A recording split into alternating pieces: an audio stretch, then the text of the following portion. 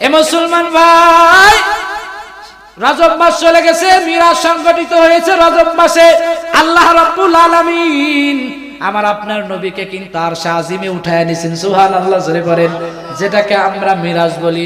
নবী আলাইহিস সালাতু ওয়াস সালামকে মিরাজে উঠায়া তিনটা জিনিস হাদিয়া দিয়েছিল। কয়টা জোরে বলেন? জানেন আপনারা? বলেন তো কয়টা? কেউ বলতে পারবেন? 100 টাকা পুরস্কার দেব, তাড়াতাড়ি আত্মসা করেন। নাই কেউ? দুঃখ লাগলো রে চাচা। আল্লাহ রাব্বুল আলামিন, নবীজি আল্লাহর কাছে গেলেন, আল্লাহর কাছ থেকে আমাদের জন্য কি হাদিয়া আনলেন জানার দরকার আছে না নাই? জোরে বলেন, আছে না নাই? সেই হাদিয়া আমাদের লাগবে। হাদিয়া পাইলে খুশি হয় নাকি? সবাই খুশি হয় না? হয় কি হয় না? জোরে বলেন। এ মুসলমান ভাই, হাদিয়া পাইলে সবাই খুশি হয়, আমরাও খুশি হব। নবী আলাইহিস সালাতু ওয়াস সালাম তিনটা হাদিয়া আনছেন। তিনটা হাদিয়ার আলোচনা আমি করব না, তবে নামগুলো বলে দেই। নবীজি বলেন 1 নাম্বার হাদিয়া হলো 5 ওয়াক্ত নামাজ। সুবহানাল্লাহ জোরে পড়েন। আলোচনা অনেকেই শুনছেন। আল্লাহর নবী যখন আল্লাহর কাছ থেকে মিরাজ করে চলে আসে, তিনটা জিনিস হাদিয়া দেয়। তার মধ্যে একটা ছিল হলো 5 ওয়াক্ত নামাজ। নামাজ কিন্তু 5 ওয়াক্ত আসে না, আসছিল 50 ওয়াক্ত। কয় ওয়াক্ত জোরে বলেন? আমরা কয় ওয়াক্ত পড়ি? জোরে বলা লাগবে। এ মুসলমান ভাই, আমরা কিন্তু নামাজ 50 ওয়াক্ত পড়ি না, পড়ি 5 ওয়াক্ত। আল্লাহর নবী যখন এই 50 ওয়াক্ত নামাজ হাদিয়া নিয়ে জমিনে উম্মতের জন্য আসতেছিলেন, পয়গম্বর মুসা ডেকে বলে, ওগো হাবিব, আল্লাহর কাছে গেলেন, আল্লাহ আপনাকে কি দিল? কয় হাদিয়া দিয়েছে 3টা। কয় 1 নাম্বারটা বলেন? 1 নাম্বার আল্লাহ হাদিয়া দিয়েছে আমাকে 50 ওয়াক্ত। পয়গম্বর মুসার মাথায় হাত। বলে কি? কেন রে ভাই? এই জন্য মাথায় হাত যে পয়গম্বর মুসা বলেন, আমার উম্মতেরা 1-2 ওয়াক্ত নামাজ ফরজ ছিল, তাই তারা পড়ে না, আপনি 50 ওয়াক্ত আনছেন, এটা তো সম্ভব না। তাড়াতাড়ি আপনি আপনার রবের কাছে যান, রবকে গিয়ে বলেন নামাজ যেন কমায়া দেয়। আল্লাহর নবী আলাইহিস সালাতু ওয়াস সালাম, কারণ পয়গম্বর মুসার তো জানা আছে ঘটনাটা কি, এই জন্য নবীজি চলে গেলেন আল্লাহর কাছে, গিয়ে বলে, রব্বুল আলামিন নামাজ একটু কমায়া দেন।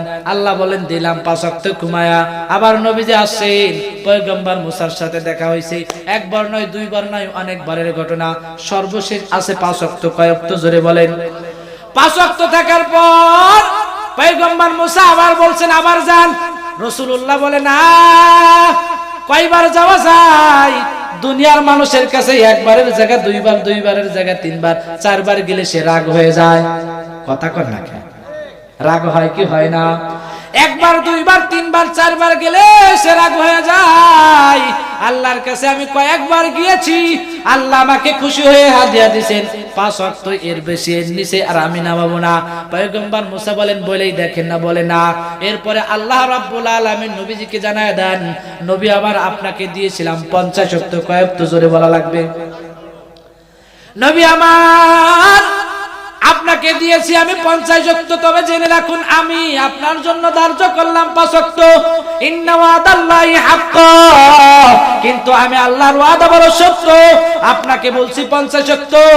আপনার উম্মত যদি সময় মতো 5 ওয়াক্ত নামাজ আদায় করতে পারে, আমি আল্লাহ আপনার উম্মতকে 50 ওয়াক্ত নামাজ পড়ার সব দিয়ে দিব। সুবহানাল্লাহ জয় করে। 5 ওয়াক্ত বললে কয় ওয়াক্ত? 5 10 কে 50। নবী আমার বলেন, হাদিস বলা উদ্দেশ্য না, আসুন নামাজ ফরজ, এটা কার বিধান? আরে জোরে বলেন, কার বিধান? আল্লাহর বিধান। আসুন আর একটা কথা বলেই নেই, মিস্টার ইবলিস বড় ইবাদত গুজারি ছিল, ঠিক কিনা? জোরে বলেন। দুর্বল বর্ণনায় উল্লেখ করা হয়, মিস্টার ইবলিসের এই জমিনের এমন কোন জায়গা ফাঁকা নাই যেই জায়গা তার সিজদা পড়ে নাই। এত বড় একজন আবেদ, কিন্তু জান্নাত থেকে আল্লাহ তাকে বের করে দিল কেন?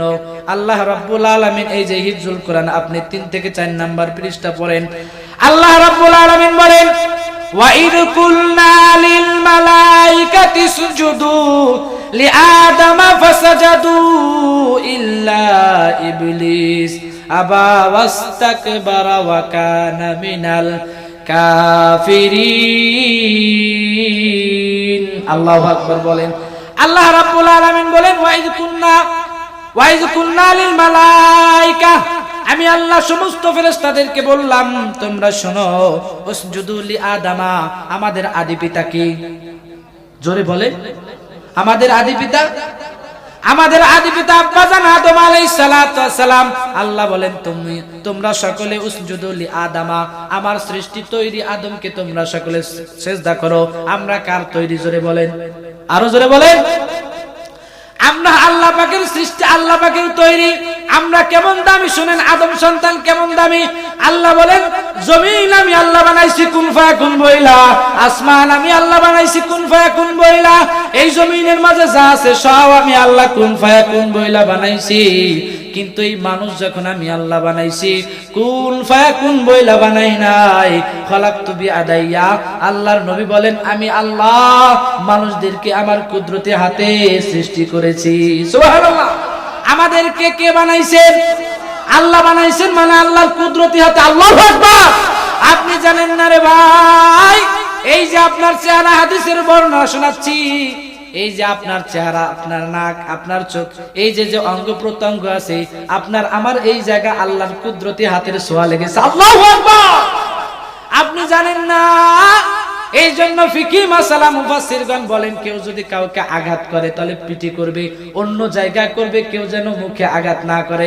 কেন রে মুফাসসির কেন এই কথা বলেন? মুফাসসির বলেন যেই মুখে আল্লাহর কুদরতি হাত লেগেছে ওই মুখে যেন মানুষের হাত না লাগে। আল্লাহু আকবার। কথা কি বুঝাইতে পারতেছি? এই চেহারায় আল্লাহর কুদরতি হাত লেগেছে রে ভাই। এই জন্য ফকি বলেন চেহারায় মারা যাবে না। যেই চেহারায় আল্লাহর কুদরতি হাত পড়ে ওই চেহারায় মারা যায় না। তো আল্লাহ সব বানাইছেন কুন ফায়াকুন বইলা। বাবা আদমকে বলেন খলাকতু বিয়াদাইয়া, আমি আল্লাহ আমার বন্ধুকে নিজের কুদরতি হাত দিয়া সৃষ্টি করেছি। আল্লাহু আকবার। আল্লাহ বলেন এই আদমকে বললাম তোমরা সিজদা করো, ফাসাজাদু ইল্লা, সমস্ত ফেরেশতারা সিজদা করলো, ইল্লা ইবলিসা, একমাত্র মিস্টার ইবলিস। কি ইবলিস? জোরে বলেন, জোরে কন। আর কথা কয় না, জোরে কন। মিস্টার ইবলিস। এখন হয়তো আপনি বলতে পারেন হুজুর ইবলিস বললেই তো হয়, আবার মিস্টার কেন বলা লাগে? আরে দেখেন না, একজন মানুষ শিক্ষিত হইলে তারে ডক্টর কয়, কথা কন না কেন? একজন মানুষ শিক্ষিত হইলে তাকে ডক্টর বলে, ইঞ্জিনিয়ার হইলে তাকে ইঞ্জিনিয়ার বলে, ডাক্তার হইলে ডাক্তার বলে, ইঞ্জিনিয়ার হইলে ইঞ্জিনিয়ার বলে। কেন? তার শিক্ষা দীক্ষা চূড়ান্ত পর্যায়ে পৌঁছে গেছে। ঠিক না বেঠিক? জোরে বলেন। কয় শয়তানকে শয়তান বললে পূর্ণ হয় না, মিস্টার এই জন্য বলতে হয় যে ওর শয়তানি চূড়ান্ত পর্যায়ে পৌঁছে গেছে। নাউজুবিল্লাহ পড়েন। আল্লাহ বলেন সবাইকে সিজদা করতে বললাম, ফাসাজাদু ইল্লা ইবলিস, সবাই সিজদা করলো, মিস্টার ইবলিস ব্যতিরেকে। আবা ওয়াস্তাকবারা, সে অহংকার প্রদর্শন করলো। সে কি করলো? জোরে বলেন। অহংকার দেখানো এটা কার গুণ? কথা কন না কি আপনারা? অহংকার দেখানো এটা কার গুণ? শয়তানের গুণ। আবা ওয়াস্তাকবারা, আপনি গ্রামার দেখেন, ইস্তেকবার অর্থ হলো অহংকার দেখানো। সে অহংকার প্রদর্শন করলো, আরো অহংকার প্রদর্শন করে আল্লাহকে বলেন, যুক্তি দিচ্ছে। আল্লাহ বললেন কিরে শয়তান, সবাই সিজদা করলো, তুমি কেন সিজদা করলে না? শয়তান যুক্তি দিচ্ছে। কি যুক্তি দেখেন? বলে আনা খলাকতাহু মিন নারি ওয়া খলাকতাহু মিন তিন। আল্লাহ রাব্বুল আলামিন আপনি আমাকে বানাইছেন আগুন দিয়া, আর আগুনের গতি হলো ঊর্ধ্বমুখী। আগুনের গতি কোন দিকে? জোরে বলেন, কথা বল না কেন? আগুনের গতি হলো ঊর্ধ্বমুখী। ওয়া খলাকতাহু মিন তিন, আর এই আদমকে বানাইছেন আপনি মাটি দিয়া, আর মাটির গতি হলো নিম্নমুখী। আমি হলাম ঊর্ধ্বমুখী, নিম্নমুখী কেমনে যায়? এই জন্য যায় নাই। জোরে বলেন নাউজুবিল্লাহ। আল্লাহ রাব্বুল আলামিন বলেন কিরে শয়তান, তুই তো বিজ্ঞানীর বিজ্ঞানী, তুই তো যুক্তির যুক্তিদাতা।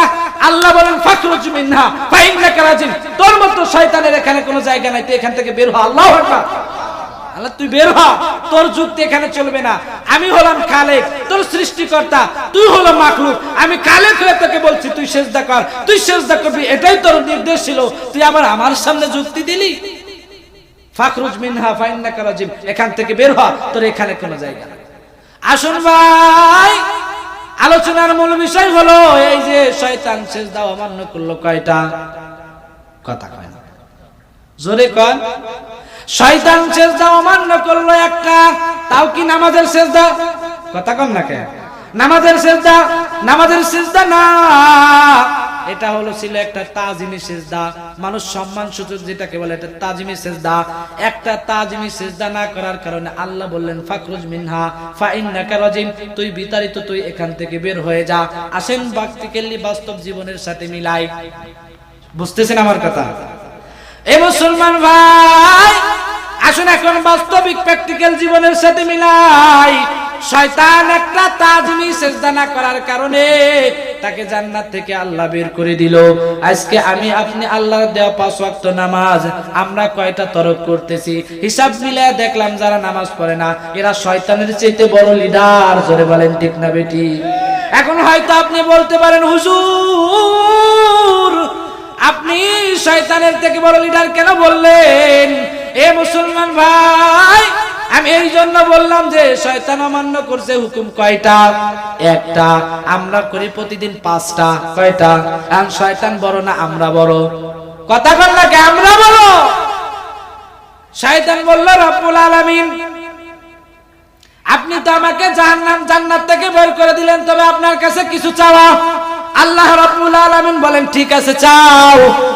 এইবার শয়তান বলে এই উম্মত গুলো যখন জমিনে যাবে, আদম সন্তান যখন জমিনে যাবে, আমি তাকে ডান দিক থেকে আসবো, বাম দিক থেকে আসবো, সামনের থেকে আসবো, পিছন দিক থেকে আসবো, চতুর্দিক থেকে এসে আমি তাকে ধোঁকা দেব। নাউজুবিল্লাহ জোরে পড়েন। সে কয় দিকের কথা বলছে? আরে কথা কন নাকি আপনারা? এরা জীবনে কোনোদিন ওয়াজ শুনে কথা বলবে কি কর সভাপতি স্যার বাপ কায়দায় বোঝাচ্ছে। শয়তান বলল আমি আদম সন্তানকে চতুর্মুখী হিসাবে ধোঁকা দেব। কয়মুখী? চতুর্মুখী হিসাবে ধোঁকা দেব। আপনারা বলেন তো দিক কয়টা? দিক 6টা। দিক কয়টা? সামনে আসবে, পিছন দিক থেকে আসবে, ডান দিক থেকে আসবে, বাম দিক থেকে আসবে। আরো দিক 2টা রয়ে গেছে, উপরের দিক আর নিচের দিক। আল্লাহ বলেন ও ছিল শিক্ষিত কিন্তু ওরে আমি এখন মূর্খ বানায়া দিছি। ও 4 দিকের কথা বলছে, 2 দিক আমি আল্লাহ ভুলাইয়া দিছি। ও আল্লাহ কেন ভুলাইছেন? কই আদম সন্তানের ক্ষমার জন্য ভুলাইছে। আল্লাহু আকবার।